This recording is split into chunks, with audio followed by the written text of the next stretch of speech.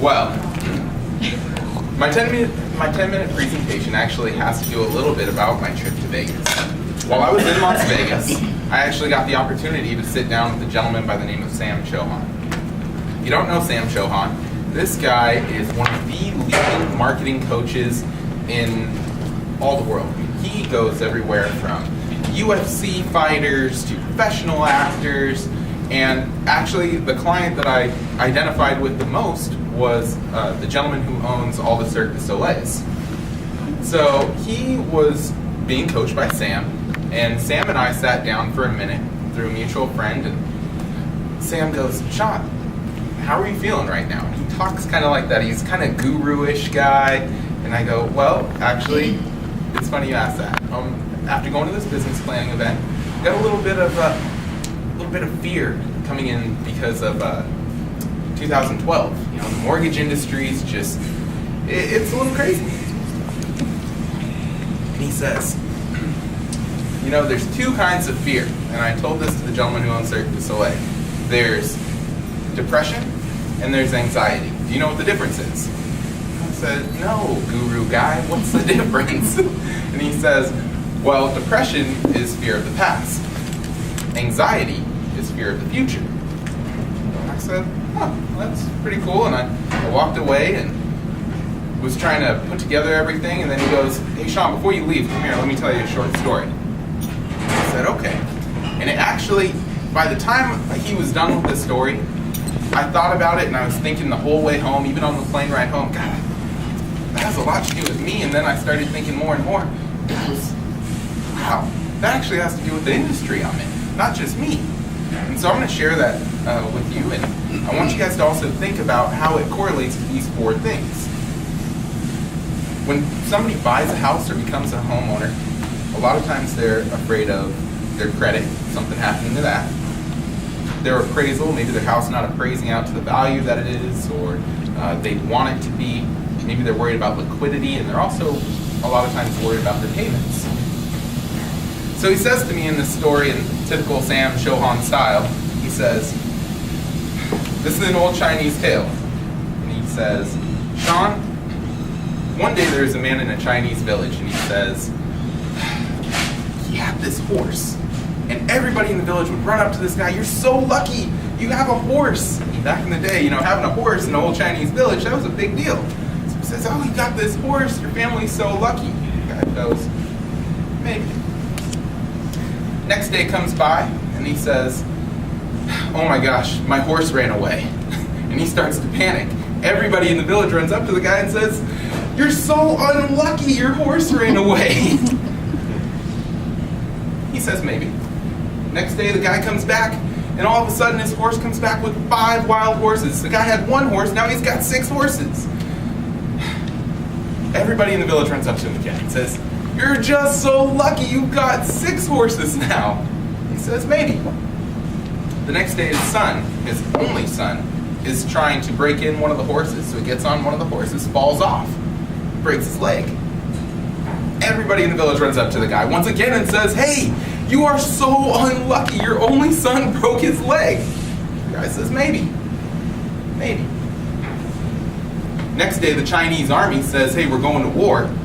And they come knocking on this guy's door, and he goes, "Well, my son can't go to war. What's wrong with your son?" "He's got a broken leg." And they say, "Okay, we can't take him." They go to the next house, and they go, "Oh my gosh, you are so lucky." So what do you think the Chinese guy said? Maybe. Maybe. Okay? I'm going to show you guys how this correlates with the market. In 2005, anybody that could breathe on a mirror could get a home loan. And everybody in every other country was like, "Hey, you guys are so lucky, you can all buy homes." Maybe. In 2007, values rose to record levels. Everybody was like, "God, my house is worth so much." People who haven't bought yet are sitting there like, "I can't buy a house, all the houses are worth so much." Maybe. I mean, I'm going to break off the story for a second. I want to show you guys how bad it got. I was going to buy my second house. I couldn't get this for $300,000. $300,000 for this. It's ridiculous. It's a fifth wheel. Appraisals had gotten so high and it got so ridiculous that that was actually the case. I mean, I know I'm exaggerating a little bit, but God, it was horrible. 2008, all the foreclosures started to happen. The recession was there. It was the end of the world, the banking industry, the whole nine. Is that bad thing? Maybe. 2009, 2010 happened. Homes became extremely affordable. You know, guys like me and Bill, maybe this is a good thing. Maybe. Then the $8,000 tax credit, and everybody thought that was going to get us out of this recession, and it was going to work. Maybe. And now interest rates have gotten ridiculously low. Is this a good thing? Maybe. It all ties together. You know, kind of coming back to what I was talking about, those four things that people tend to have issues with and almost fears of. It's weird. I had these clients, I'll never forget them, Ken and Kim. They had a child that passed away 3 weeks after he was born. The child had a heart condition, and they named him Ken Jr. This is actually a really emotional story. So if I start to tear up a little bit, these are probably some of my favorite clients. Guy came in, had a 520 credit score, but wanted to buy a house. Now here's the deal. He did not claim bankruptcy. He actually came back and he paid off every debt, but he came to me and he wanted to buy this house. Great house, $200,000, but he worked on his credit for 6 months. So what I'm here to tell you guys is you can buy a house. You know, working on your credit, that's just one phase of it, and that's about having a team. When it comes to appraisals, I think me and Bill, we work really well together on that, because let's say you're trying to buy a house and the appraisal doesn't come in. Bill, what do you do when something like that happens? The appraisal doesn't come in? Cry. Yes, but what do you do if you're representing the buyer? Well, representing the buyer, tell them these are what our options are. Just lay it out. That we either come with the extra money, get the seller to reduce the price, or we start negotiating with the seller and explaining to the listing agent if they aren't. So there's options. You can negotiate there. If you own a home currently, you have the ability to refinance your home now with this new HART program, HART 2, which I can get in more detail. It's in my newsletter. We can get into the details of that at another time. I know, hopefully, right? Maybe. Another one everybody talks about is liquidity and down payment. Now, even though everybody says the sky is falling, there's still various 100% programs within Kitsap County that we can go over on a one-to-one basis. The other one is payment. We just mentioned that $200,000 scenario. So I want to give you guys a little glimpse into just the numbers side of my business. When you start to do the math on it, you know, interest rates in 2010 were around 5.375, somewhere in there. Today they're around 4.375 or below. Just depends on credit, APR, all that. But let's just use those as round numbers. $200,000 house, you save about 1% of your house payment. So that is $2,000 a year. So somebody buys a house today, saves $2,000 a year more than somebody who bought a house last year. Now it's unfortunate for those people, but at the same time, this is the way the market works. So if you save $2,000 and you're able to keep $2,000 in your pocket, okay, remember, that's post-tax because you didn't make that. Joni, how much would it, and I know I'm kind of putting you on the spot, but if you had to have saved $2,000, maybe Angie could chime in on this, how much would you have to save of your pre-tax money in order to do that? Probably around $2,800. How much? If you're going to save $2,000 cash and keep it in your pocket. 20%, so probably $2,400, $2,500. Okay, so basically $2,500 you save that person every year. Keep that home for 10 years, you save that person $25,000. It's actually a very, very nice deal. I'm just checking on Craigslist, you can actually buy a 07 BMW 7 Series. I'm just saying. Another one, well, no, covered all of that. So let's just say this story now. This is one that I definitely wanted to share with everybody, and this will kind of tie everything together. I think some of you guys have heard this one.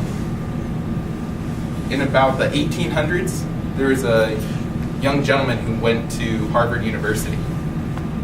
He passed away the year that he came home from his freshman year. His parents were very, very distraught. And they said, gosh, let's take the trip across country and let's go to Harvard and let's build a building in Johnny's name.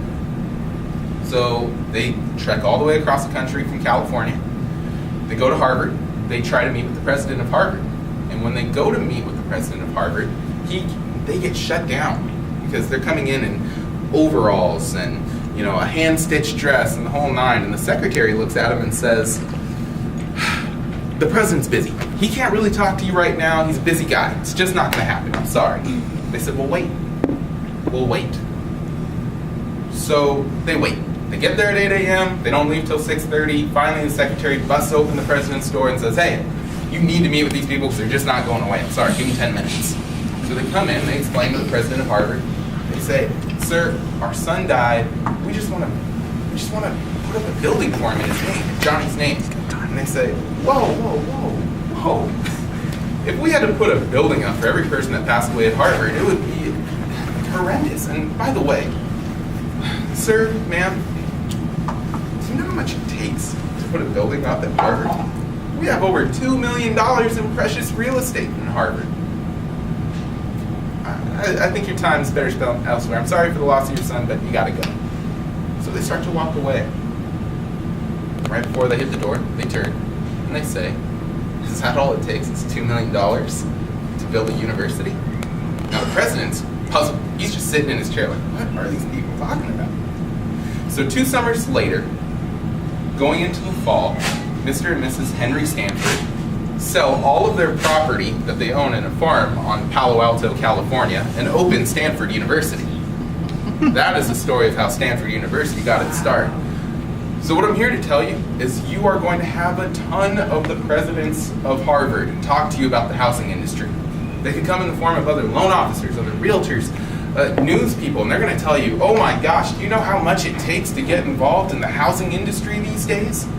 I mean, gosh, you got to have down payments and 740 credit scores and blah, blah, blah, blah, blah, blah, blah. Look, here's the deal, folks. If you really want it, and you really want to do it, utilize your resources just like the Stanfords did. You have resources in myself, Angie, Joni, Bill. We can help you and your friends achieve that dream of home ownership. So I know many of you did see me hand out these keys, and this is kind of my promise to you guys. Okay? Any of your friends that come in and see me, my goal is going to be to help them carve this key for their first home in 60 days. So I'll pass these around, and I want you guys to keep these. These aren't the ones that you throw away. I know it's just tape and a key, but remember that. I'm going to help whoever it is that you refer over to me in 60 days become a homeowner. Each one of you. And I'm going to work with Joni, with Angie, with Bill to achieve that as a group. And that is my 10-minute presentation. Thank you very much.